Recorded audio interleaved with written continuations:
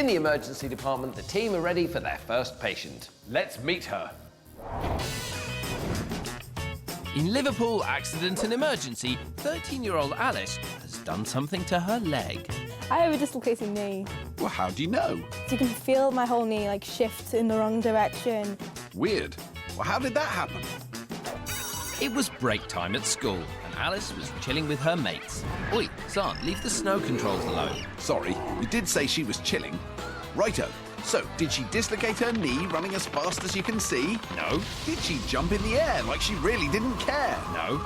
Was she swinging in the gym, balanced on one limb? Nope. And the right answer doesn't rhyme either. What was it then? She just turned, and her kneecap popped out. Oh. Ouch!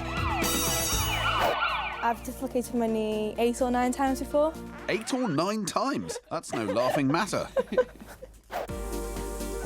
On the case is Dr. Anne Kerr.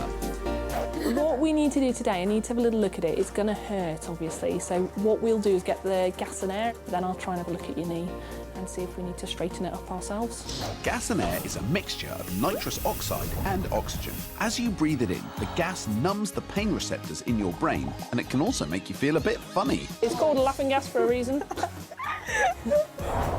The laughing gas has kicked in and the pain is numbed, so the doc can get that kneecap back in place. So all we have to do really is gently straighten the knee whilst pushing the kneecap forwards into the middle of her knee. Because Alice has dislocated her kneecap so many times, she needs to come back to the hospital for a closer examination. Time for another look at the problem leg. Doing that today is surgeon Nick Barton-Hansen. He's examining Alice while she's asleep under anaesthetic, so she won't feel a thing. Well, the two main tests, the first to see if her kneecap slides over to the side, which it did a bit more than the other side, and the other one to see whether the ligament's torn is. That seems to be quite wobbly. Your body is tied together to keep everything in place. Ligaments tie bones to bones, and tendons tie muscles to bones. If a ligament is damaged, it can make your body wobbly and unstable. So, what's the verdict? The reason she's been having so much trouble with that knee is because of the damage to the ligament.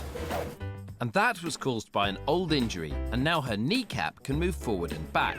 So how can you help, Doc? What I'm going to do for her is to create a new ligament that can be done in one operation. Wow, amazing! So what is this op gonna do? Hopefully this will make my life better. And with that, Alice heads off down to theatre for an operation to rebuild her knee ligament using one of her own tendons. Now remember, your body is tied together to keep everything in place. Ligaments tie bones to bones and tendons tie muscles to bones. But Alice's ligament is damaged, making her knee wobbly and unstable. Still smiling, Alice is soon off to sleep and ready for knee fixer extraordinaire, Mr. Nick Barton-Hansen.